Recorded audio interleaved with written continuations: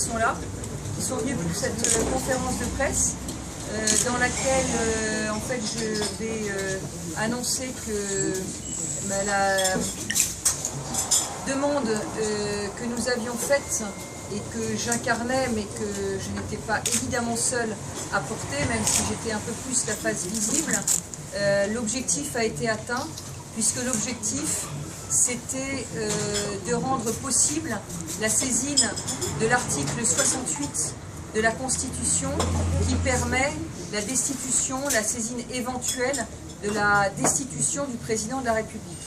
L'article 68 n'était pas applicable, donc on vous expliquera précisément ce que nous avons demandé et ce que nous avons obtenu, mais une proposition de loi a été déposée ce matin à l'Assemblée nationale. Pour l'instant, il est signé par un parlementaire, un député, mais d'autres députés le signeront et nous ferons en sorte que le plus de députés possible co-signent cette proposition de loi. Mon objectif, lorsque j'ai commencé ce jeûne, était de plusieurs aspects. On va dire que d'abord, c'était un jeûne spirituel, car je suis croyante et fière de l'assumer.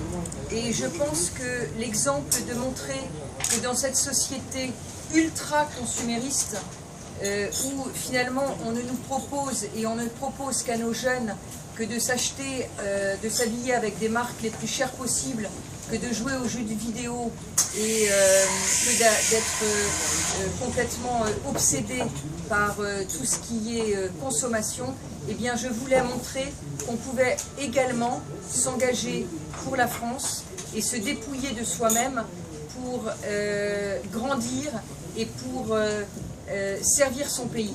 Voilà, donc ce jeûne que j'ai entamé, j'ai commencé par l'entamer pour cette raison-là, c'était donc cette raison spirituelle. La deuxième raison était bien sûr une raison politique. Alors beaucoup, puisque personne, très peu de gens sont venus me demander précisément ce que c'était, parce que c'était une démarche, je reconnais, un peu originale.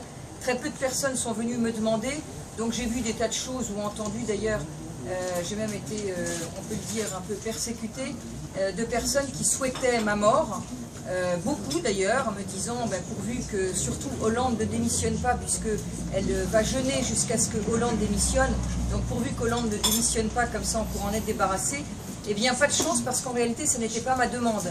Ma demande c'était donc que soit déposée cette proposition de loi.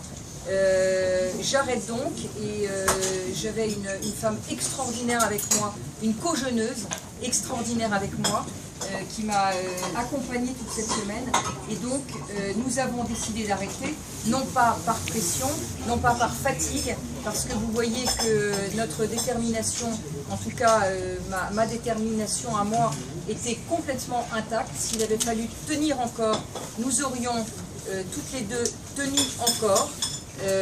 Mais j'étais absolument sûre que cette demande aboutirait, car je savais que certains députés dans cette Assemblée nationale, malgré tout, étaient des députés courageux. Ce que maintenant je souhaite, et après je laisserai la parole aux deux personnes qui m'entourent, ce que je souhaite, ce que nous souhaitons maintenant, c'est que les parlementaires, que les députés se découvrent. Donc en fait ce jeûne était également un jeûne politique. Un jeûne politique, en particulier à l'attention des députés de l'opposition. Parce que depuis des mois et des mois, j'entends les députés de l'opposition critiquer le gouvernement, dire qu'il n'est plus légitime, dire que François Hollande mène le pays à sa ruine, et ça ils ont tout à fait raison là-dessus, mais ne rien faire finalement. Alors moi je leur dis, et je leur dis très solennellement, les élections, les premières élections, nous avons des élections municipales, puis nous aurons des élections européennes. Les élections sont dans quelques mois.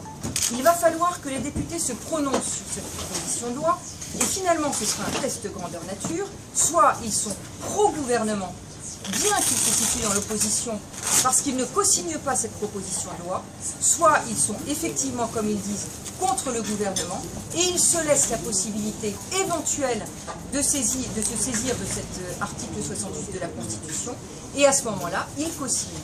Mais ce sera extrêmement clair et nous mettrons absolument tout en œuvre pour que les députés puissent se situer de façon très claire, soit d'un côté, soit de l'autre.